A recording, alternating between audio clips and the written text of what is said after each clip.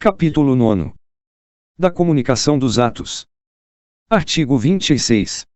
O órgão competente perante o qual tramita o processo administrativo determinará a intimação do interessado para a ciência de decisão ou a efetivação de diligências.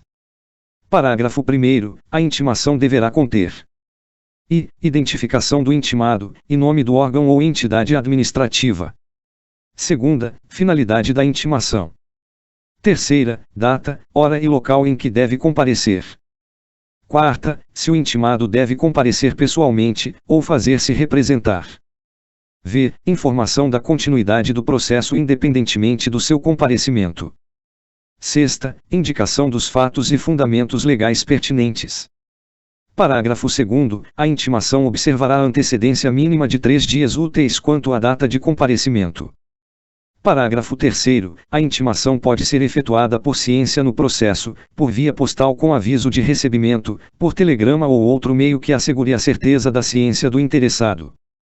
Parágrafo 4º. No caso de interessados indeterminados, desconhecidos ou com domicílio indefinido, a intimação deve ser efetuada por meio de publicação oficial.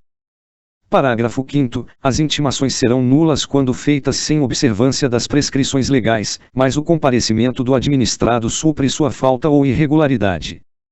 Artigo 27. O desatendimento da intimação, não importa o reconhecimento da verdade dos fatos, nem a renúncia a direito pelo administrado.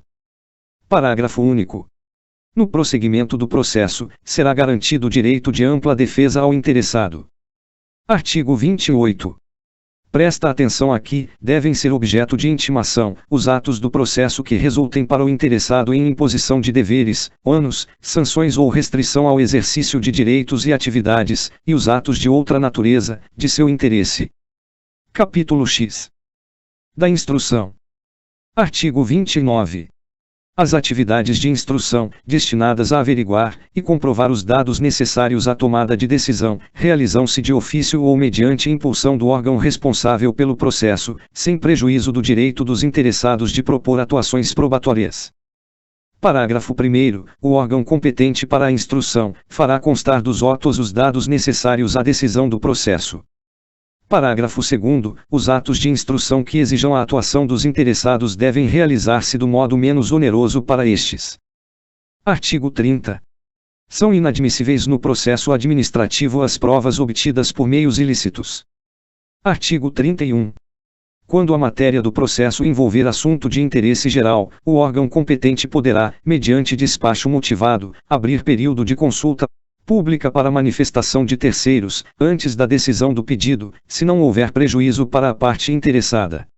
Resumo: para matéria de interesse geral se abre consulta pública, para terceiros se manifestarem. Parágrafo 1º. A abertura da consulta pública será objeto de divulgação pelos meios oficiais, a fim de que pessoas físicas ou jurídicas possam examinar os autos, fixando-se prazo para oferecimento de alegações escritas. Parágrafo 2º. O comparecimento à consulta pública não confere, por si, a condição de interessado do processo, mas confere o direito de obter da administração resposta fundamentada, que poderá ser comum a todas as alegações substancialmente iguais. Artigo 32. Antes da tomada de decisão, a juízo da autoridade, diante da relevância da questão, poderá ser realizada audiência pública para debates sobre a matéria do processo. Nota: cuidado para não confundir audiência pública com consulta pública, pois já caiu em prova só trocando os dois conceitos.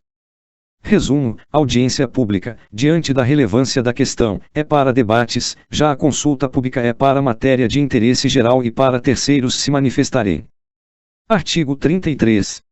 Os órgãos e entidades administrativas, em matéria relevante, poderão estabelecer outros meios de participação de administrados, diretamente ou por meio de organizações e associações legalmente reconhecidas. Artigo 34. Os resultados da consulta e audiência pública e de outros meios de participação de administrados deverão ser apresentados com a indicação do procedimento adotado. Artigo 35.